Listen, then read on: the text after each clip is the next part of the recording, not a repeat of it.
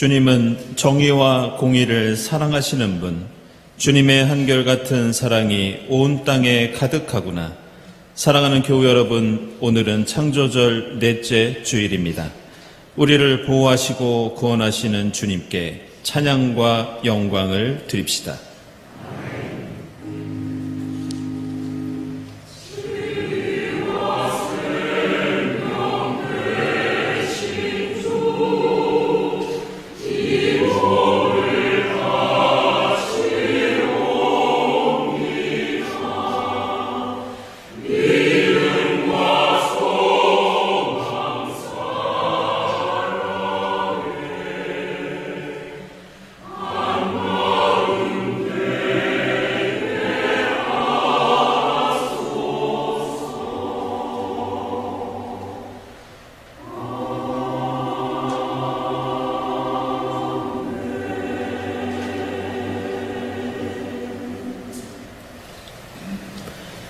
하늘은 하나님의 영광을 드러내고 창공은 그의 솜씨를 알려준다.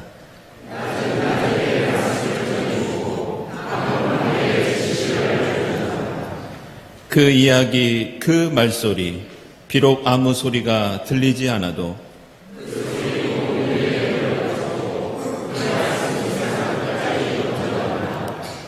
주님의 교훈은 완전하여서 사람에게 생기를 북돋워 주고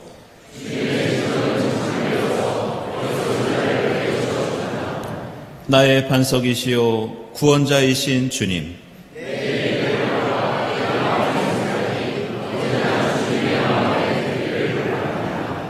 아멘.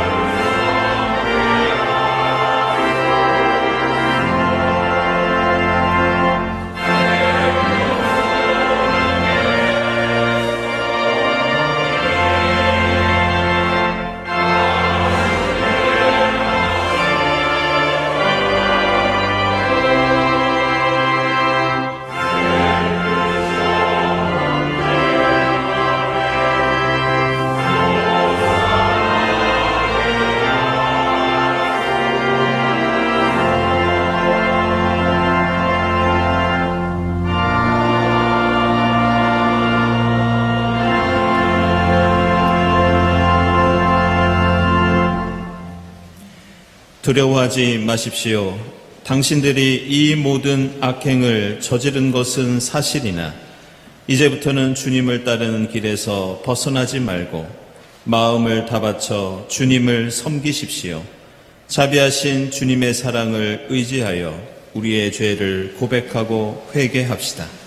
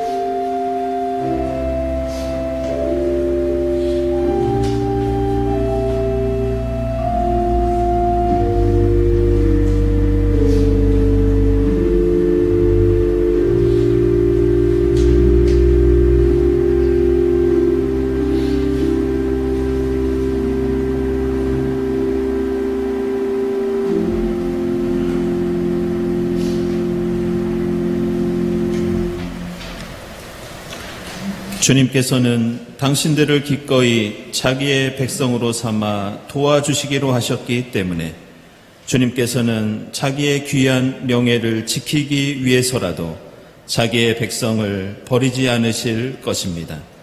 이 말씀에 의지하여 우리 모든 죄가 용서받았음을 선언합니다. 아멘.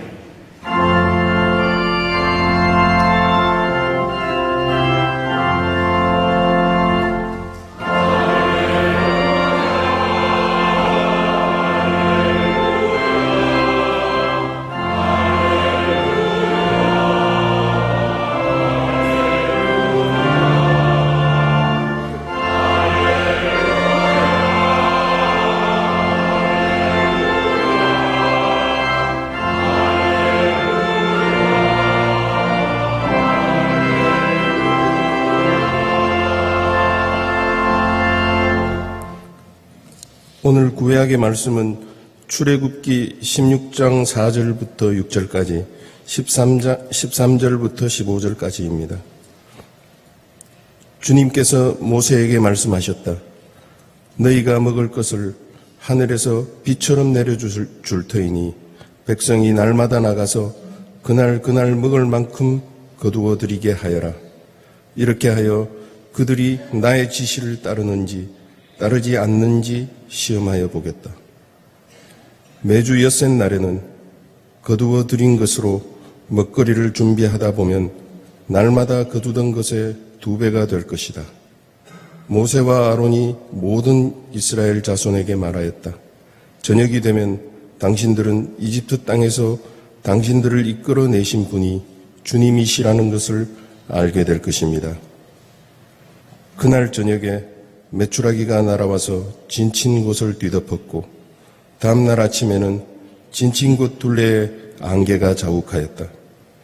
안개가 그치고 나니 이럴 수가 광야 지면에 마치 땅 위의 서리처럼 보이는 가는 쌀아기 같은 것이 덮여있는 것이 아닌가. 이스라엘 자손이 그것을 보고 그것이 무엇인지 몰라서 서로 이게 무엇이냐 하고 물었다. 모세가 그들에게 말하였다. 이것은 주님께서 당신들에게 먹으라고 주신 양식입니다. 아멘.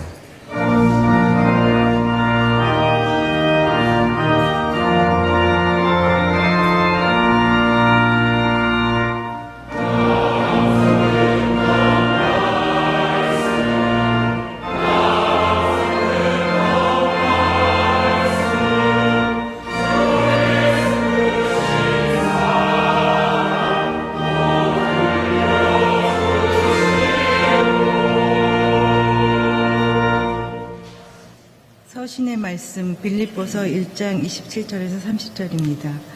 여러분은 오로지 그리스도의 복음에 합당하게 생활하십시오. 그리하여 내가 가서 여러분을 만나든지 떠나 있든지 여러분이 한 정신으로 굳게 서서 한 마음으로 복음의 신앙을 위하여 함께 싸우며 또한 어떤 일에서도 대적하는 자들을 두려워하지 않는다는 소식이 나에게 들려오기를 바랍니다. 이것이 그들에게는 멸망의 징조이고 여러분에게는 구원의 징조입니다. 이것은 하나님께서 하시는 일입니다. 하나님께서는 여러분에게 그리스도를 위한 특권, 즉 그리스도를 믿는 것뿐만 아니라 또한 그리스도를 위하여 고난을 받는 특권도 주셨습니다. 여러분은 내가 하는 것과 똑같은 투쟁을 벌이고 있습니다. 여러분은 내가 그렇게 하는 것을 보았으며 내가 그렇게 하는 것을 지금 소문으로 듣습니다. 아멘.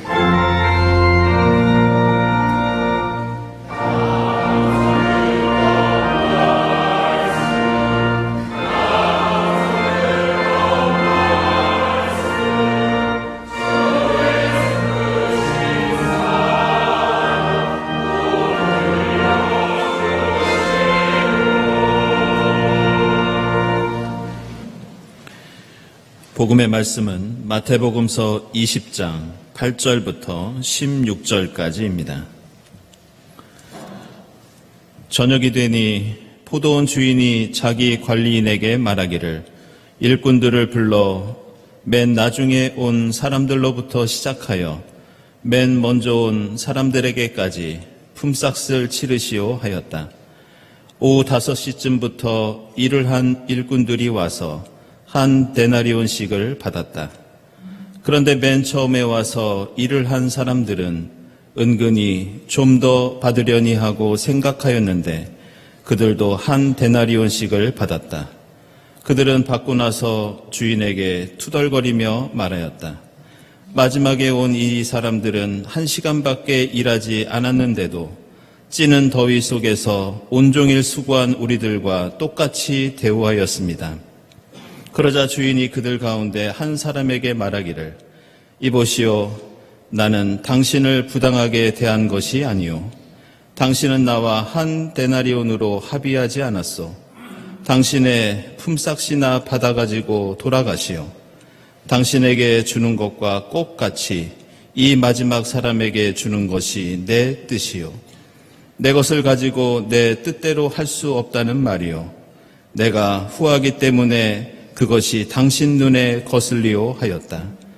이와 같이 꼴찌들이 첫째가 되고 첫째들이 꼴찌가 될 것이다.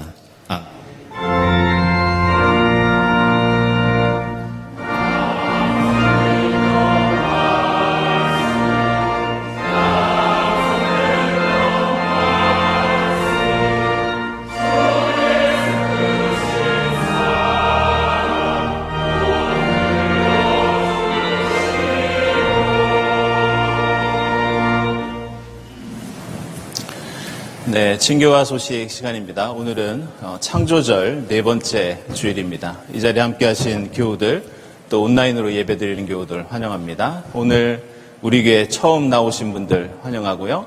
교회에 대한 문의가 있으신 분들은 세교우실을 찾아주시기 바랍니다. 우리 주위에 계신 분들과 함께 평화 인사 나누겠습니다. 주님의 평화를 빕니다.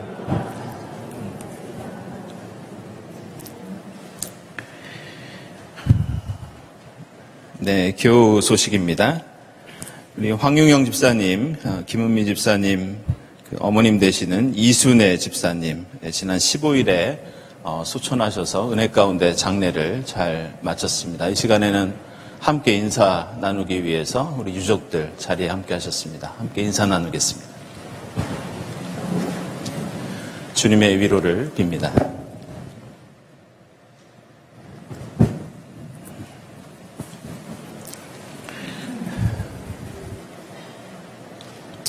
네, 그리고 장례 소식이 또 있습니다. 우리 최상열 집사님, 그동안 질병으로 투병 생활하셨는데요. 지난 화요일에 소천하셔서 장례를 마쳤습니다. 유족들을 위해서 여러분들 기도해 주시고 위로해 주시기 바랍니다. 그리고 강기현 권사님 동시집 이번에 출판하셨습니다. 축하드립니다. 네, 이 자리에 함께 하신 반가운 분이 있어서 소개하겠습니다. 줄리엣 목사님하고 에드윈 목사님인데요. 이분들은 필리핀 분들입니다. 네, 잠시 일어나시죠. 네, 여러분들 환영의 박수 부탁드립니다.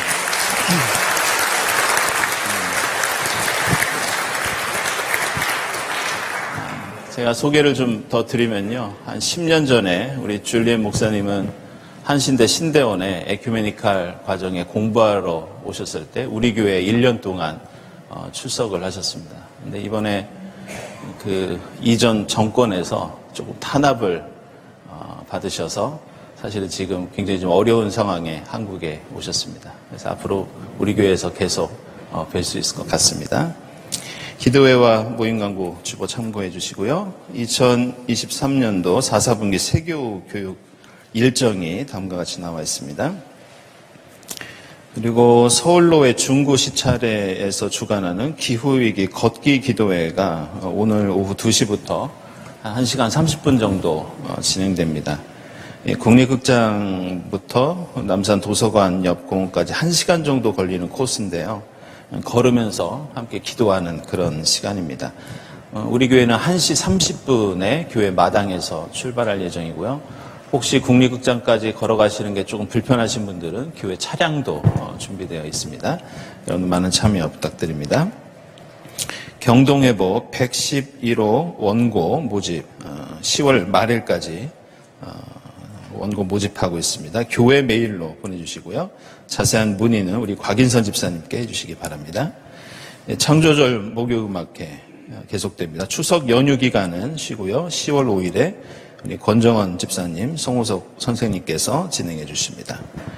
그리고 올해 추수감사 주일은 10월 둘째 주일에 드리도록 하겠습니다. 여러분들 참고해 주시기 바랍니다.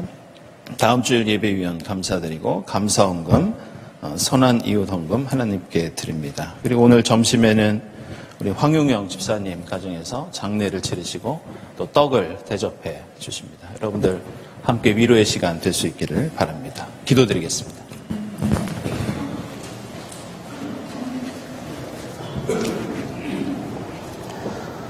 주께서 창조하신 모든 피조물들에게 한결같은 사랑과 긍휼을 베푸시는 주님, 오늘 창조절 4번째 주일을 맞아 저희들을 예배의 길로 인도하여 주시니 감사드립니다. 어지러운 소식과 상념으로 한 주간을 보내었지만 지금 이 순간 겸손과 경외의 마음으로 예배에 임하오니 저희들의 감사와 찬양을 흡족히 받아주시고 예배를 드리는 모든 교인들의 마음에 주님의 영이 함께하기를 원하옵니다. 주님, 저희는 역사상 가장 무더웠던 여름을 힘들게 보내었습니다. 하오나 지난 여름이 힘들었던 것은 비단 더위만은 아니었습니다. 잼버리 대회 파행과 뼈대 없는 순살 아파트로 저희들의 진짜 실력이 드러난 듯 부끄러웠습니다. 교육 현장에서 일어난 망측스러운 일과 교사들의 죽음도 저희들을 민망하게 하였습니다. 아이들의 재능을 무시하고 자본화 가능성과 성공 경쟁력만을 교육의 목표로 삼는 어른들이 없게 하여 주시고 다시 사랑과 존경, 우정이 넘치는 학교가 될 것을 소망합니다. 품격 없는 말과 행동, 그리고 정쟁을 일삼는 대한민국의 지도자들을 회심시켜 주시옵소서. 정쟁보단 가난 때문에 생명을 잃는 사람들이 없게 하고 삶의 자리가 어려워 탄식하는 사람들을 보살피는 지도자가 되도록 인도하여 주시옵소서. 주님, 인간의 활동으로 말미암아 발생한 생태계의 변화로 지구촌은 이전보다 훨씬 강해진 자연재해를 겪고 있고 무생명이 위기에 빠져 있습니다. 그러나 기후위기에 더 많은 책임이 있는 북쪽의 나라들과 기후위기에 더 큰 피해를 보고 있는 남쪽 나라들 사이에 어떤 의미 있는 합의가 이루어졌다는 소식은 들려오고 있지 않습니다. 주님, 저희가 게으른 종이 아니라 신실한 종이 되어서 주님의 창조 세계를 지키고 복원하는 디딤돌이 되게 하여 주시옵소서. 궁창엔 주님의 숨결이 가득하였고 주님의 사랑에서 비롯된 모든 생명들이 제 모습대로 서로 생육하고 번성하였던 원창조 세계의 지극한 평화를 기억하게 하시고 회복시켜 주시옵소서. 오직 주님만이 들을 수 있는 소망을 가진 교우들의 간절한 기도를 이루어 주시옵소서. 도인을 주님 품에 의탁하신 가족들을 위로하여 주시옵고 노작을 출발하신 교우에게도 주님의 격려가 함께하길 원하옵니다. 경건한 예배를 위해 봉사하시는 교우들의 식탁 교제를 위해 애쓰는 손길들을 기억하여 주시옵소서. 정성스레 준비한 성가대 찬양으로 영광 받으시옵고 이면석 담임 목사님의 말씀을 들을 때 저희들의 영적 뿌리가 더 깊어지는 은혜의 시간이 되기를 원하옵니다. 성장의 계절이 지나가고 성숙의 계절을 맞이했습니다. 저희들에게 주님께서 원하시는 합당한 결실을 맺을 수 있도록 강복하여 주실 것을 믿사오며 이 모든 간구를 우리 주 예수 그리스도 이름으로 드립니다. 아멘.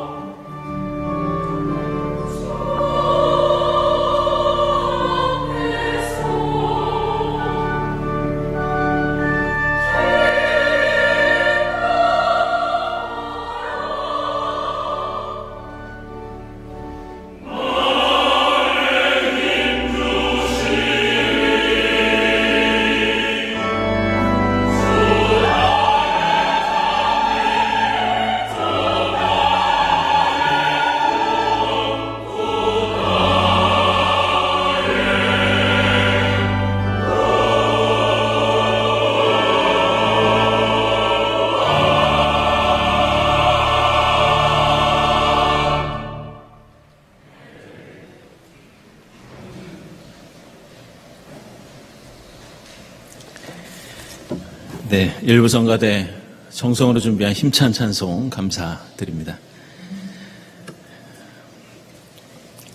몇 달 전에 그 UN 인구국에서 발표한 자료에 따르면 작년에 전 세계 인구가 80억 명을 넘어섰다고 합니다.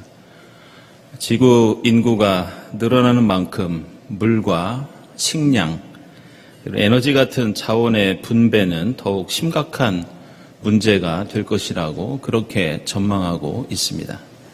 아시는 것처럼 일부 지역에서는 식량이 남아 음식물 쓰레기가 넘쳐나고 있고 또 일부 지역에서는 수많은 사람들이 굶어 죽으면서 이미 세계는 극심한 이 불균형을 겪고 있습니다. 그 UN 개발 계획이 작년 7월에 발표한 보고서를 보면 이 세계의 극빈 국가 인구가 17억 명을 넘어섰다고 합니다. 세계 인구의 21.3%에 달하는 전 세계에 살고 있는 사람 중에 5명 중에 1명이 극빈 국가의 국민이라고 할 수 있습니다. UN 보고서를 따르면 이 극빈 국가의 하루 생활비가 채 $2가 되지 않습니다. 우리 돈으로 2,500원 미만의 돈으로 하루의 삶을 영위해가는 사람들이 전 세계 인구의 21%가 된다는 그런 뜻입니다. 이것은 우리나라도 마찬가지입니다. 작년 여름에 한 조사기관의 그 통계 자료를 보니까 우리나라 저소득층 조사 대상의 하루 평균 식비가 8,500원 정도 되었습니다.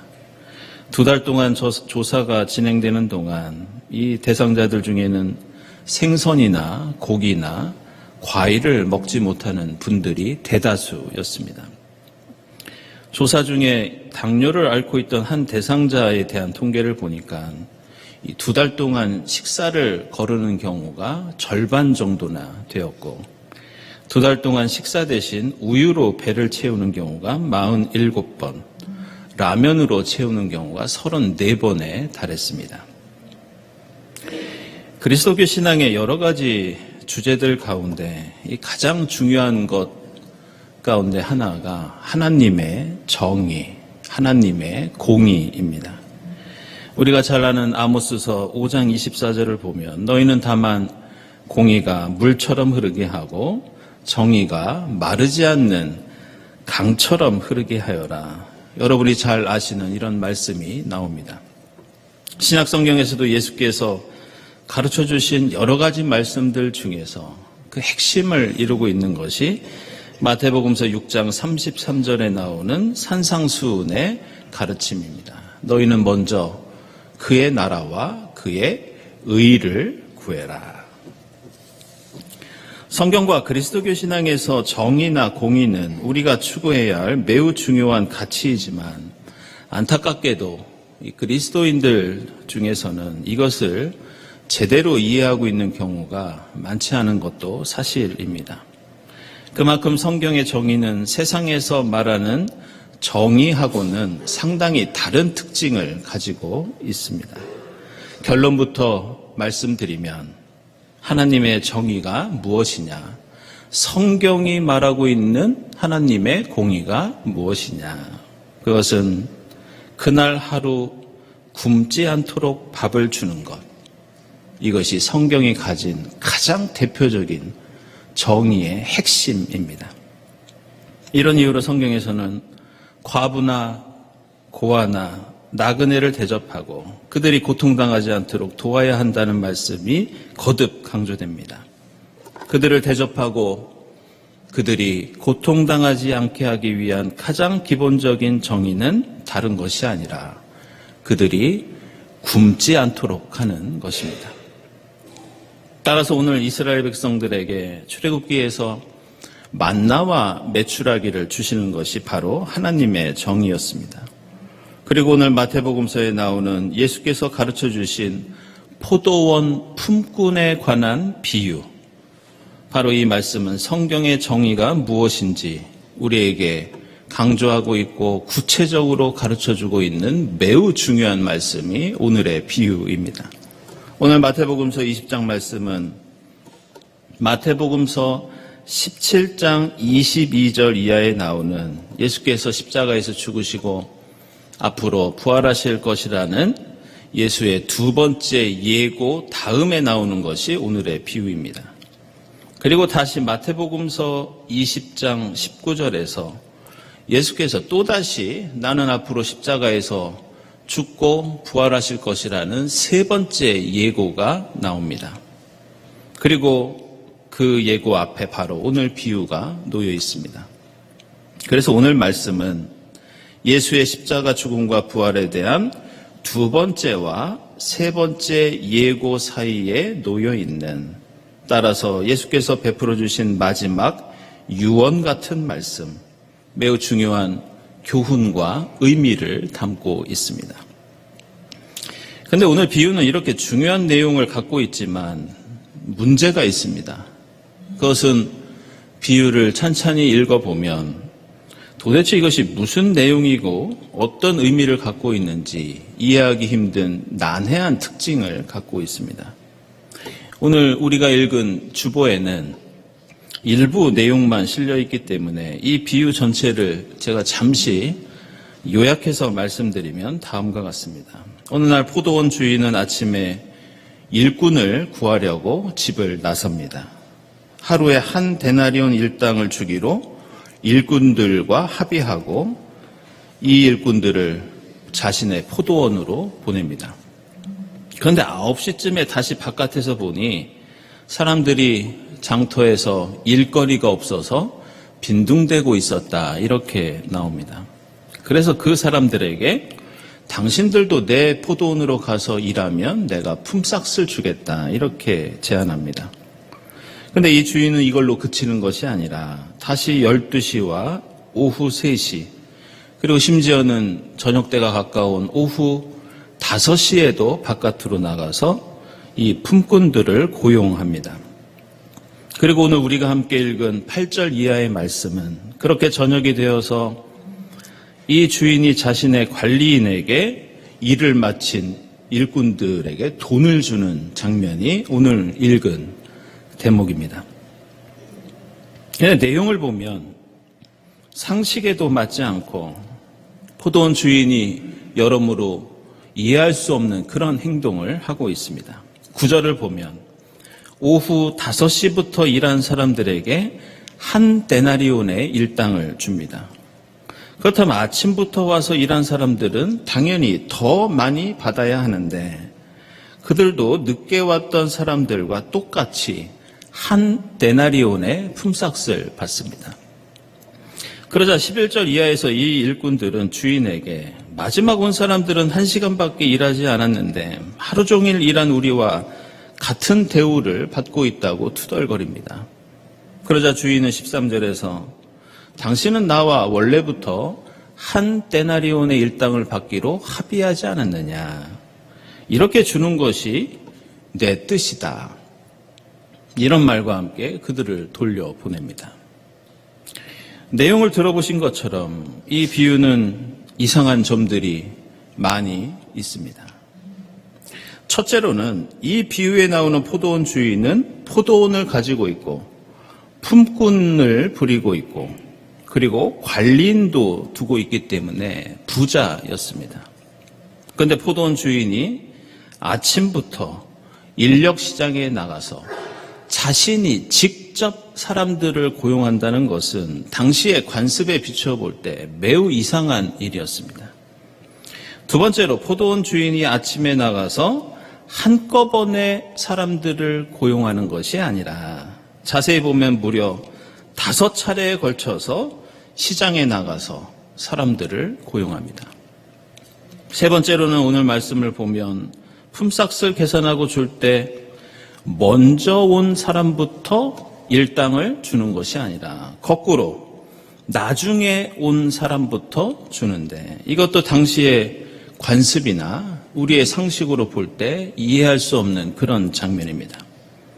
마지막 네 번째로 말씀드린 대로 일한 시간만큼 돈을 주는 것이 아니라 똑같은 액수의 품삯을 준 것도 이해할 수 없는 일이었고, 실제로 이 비유 속에 나오는 일꾼들도 그 일 때문에 항의를 하고 불만을 토해냅니다. 그렇다면 예수께서는 이처럼 상식에 어긋난 비유를 왜 제자들에게 지금 가르쳐주고 계시고, 그렇다면 이 비유에 담겨있는 중요한 의미는 무엇인가? 여기서 우리가 주목해야 할 것은 포도원 품꾼들에게 주었던 한 데나리온이라고 하는 돈의 액수, 이것이 대단히 중요한 의미를 갖고 있습니다. 당시 한 데나리온은 한 가족이 하루를 겨우 먹고 살 수 있었던, 지금으로 따지면 하루 최저임금에 해당하는 그런 액수였습니다.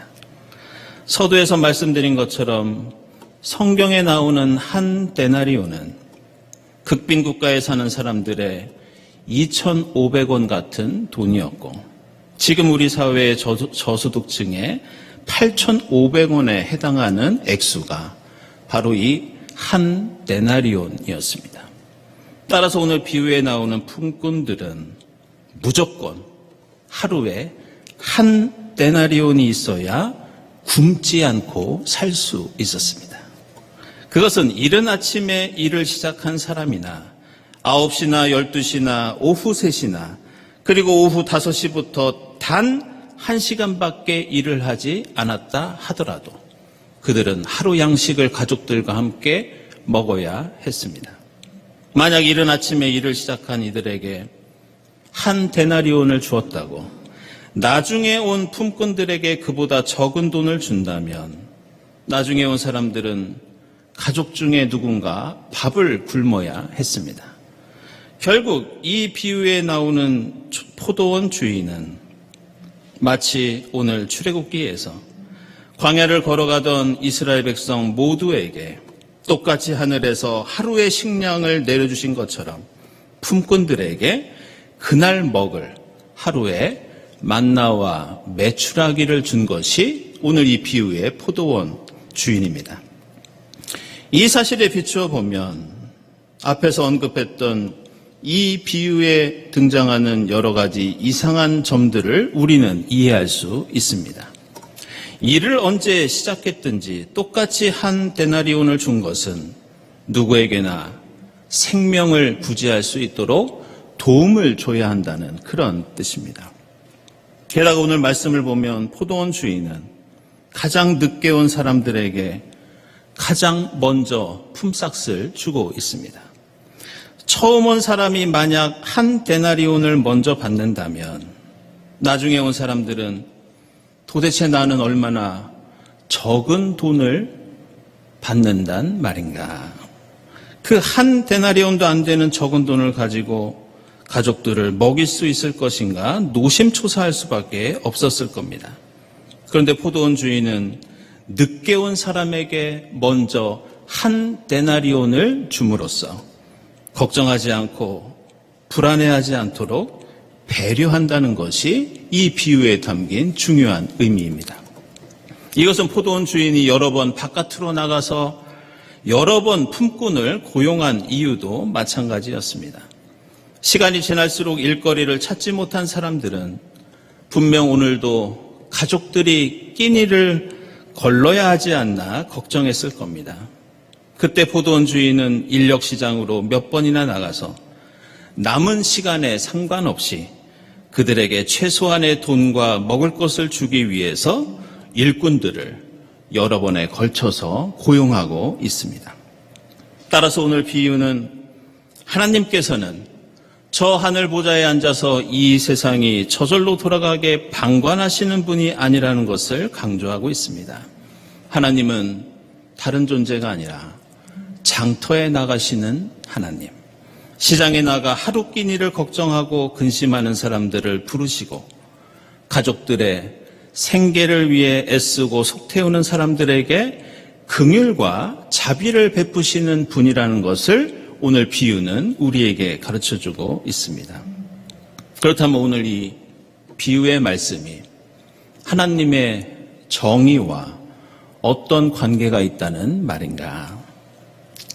오늘 본문 앞에 나오는 마태복음서 20장 4절을 보면 포도원 주인이 이 비유에서 매우 중요한 말을 하고 있습니다. 그것은 주인이 두 번째로 장터에 나가서 이렇게 말합니다. 여러분도 포도원에 가서 일을 하시오. 내가 적당한 품삯을 여러분에게 주겠소. 이렇게 나중에 만난 일꾼들에게 말을 합니다. 그런데 여기서 중요한 것이 적당한 이 단어입니다. 적당하게 주겠다는 게 도대체 얼마를 주겠다는 뜻인가? 왜 주인은 처음 만난 일꾼들에게는 한 데나리온을 주겠다고 해놓고 그 다음에 만난 품꾼들에게는 정확한 액수를 얘기하지 않고 애매모호한 적당한이라는 표현을 쓰고 있는가? 근데 이 적당한이라는 단어는 헬라어로 디카이오스라는 말인데 이 말은 성경에 매우 자주 등장하면서 매우 중요하게 취급되는 단어입니다. 이게 무슨 뜻이냐? 바로 정의, 공의, 이것을 디카이오스라고 합니다.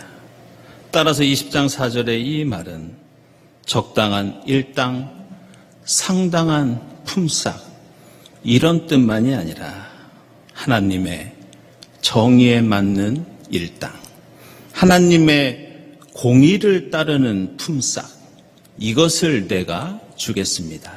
이런 말이었습니다.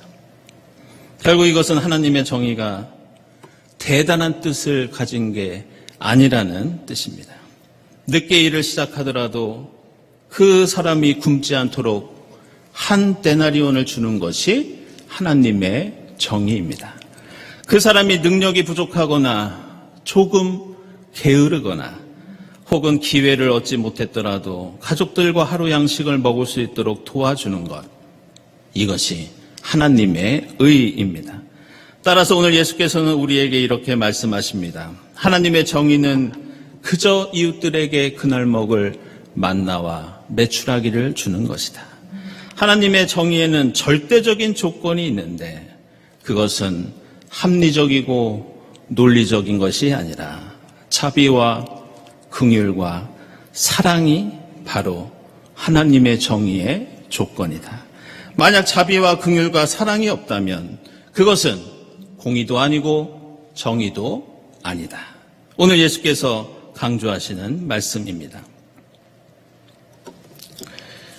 저는 경동교회 공동체에서 지금까지 목사로서 신앙생활을 해오면서 제가 교우 여러분들에게 많은 것을 배우고 또 큰 감동을 받을 때가 여러 번 있습니다. 그것은 우리 교회 교우들이 겉으로 드러내거나 자랑하지는 않더라도 남몰래 보이지 않는 곳에서 이웃을 위해서 꾸준히 기부를 하고 계시고 또 이웃을 돕는데 많은 노력을 기울이고 계신다는 것을 저는 우연히 알게 될 때가 여러 번 있었습니다. 최근에는 교우 여러분들께서 선한 이웃 헌금에 적극적으로 동참해 주셔서 하루에 한 데나리온으로 살 수밖에 없는 우리의 이웃들에게 큰 힘이 되고 있는 것도 사실입니다. 우리 경동교회는 제가 생각하기로는 전 세계에서 빈부격차가 가장 심한 동네가 우리 경동교회가 놓여 있는 장충동과 광희동입니다. 교회에 오다 보면 세계에서 가장 비싼 자동차인 롤스로이스와 어르신들이 끄는 폐유지를 모으는 리어카가 교차하는 동네가 바로 장충동이고 광희동입니다. 추석이 되면 어르신들이 사과 한 알, 배 한 알만큼의 가격도 되지 않는 추석 과일 상자와 선물 세트 빈 상자들을 리어카에 가득 채우고 우리 곁을 스쳐 지나가는 것을 자주 보게 됩니다. 사랑하는 여러분, 하나님 나라와 그 의는 바로 우리 이웃들이 조금 더 좋은 음식들을 조금 더 배부르게 먹는 데서 시작됩니다. 여러분들이 지금까지 남모르게 노력해 오신 것처럼 앞으로도 이 땅에 하나님의 의가 더욱 풍성하게 넘칠 수 있도록 자비와 긍휼과 사랑으로 그 의를 실천할 수 있기를 바랍니다. 우리가 베푸는 그것이 바로 만나와 메추라기며 사도 바울은 그것이 바로 복음에 합당한 생활이라고 권면하고 있습니다. 이 창조절과 추석 명절, 주님이 주신 그 풍성한 열매를 가족과 이웃과 기쁨으로 나누고 누리는 여러분이 될 수 있기를 바랍니다. 기도하겠습니다.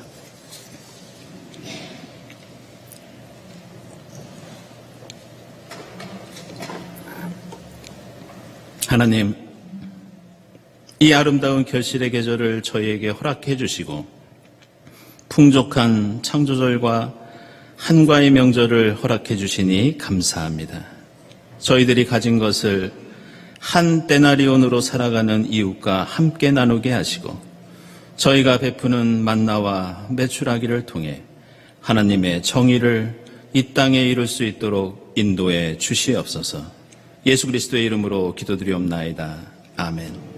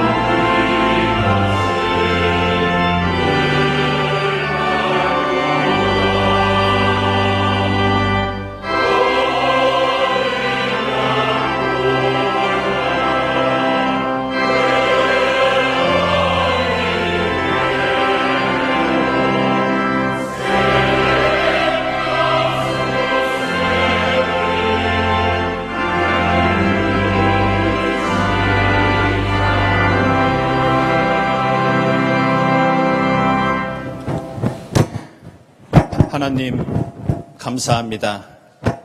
광야 같은 인생길을 가는 저희에게 매일매일 하늘의 만나와 메추라기를 내려주시는 하나님 감사합니다. 하나님의 은혜에 감사하면서 정성껏 예물을 드리오니 기쁘게 받아 주시옵소서. 이 예물이 하나님께 영광이 되게 하시고 이 땅에 주님 나라와 그 의를 이루는 데 값지게 사용되게 하옵소서. 예물을 바치는 손길들을 기억해 주셔서 하나님을 향한 그 헌신의 손이 축복으로 가득 차게 하옵소서. 감사드리며 예수 그리스도의 이름으로 기도드리옵나이다. 아멘.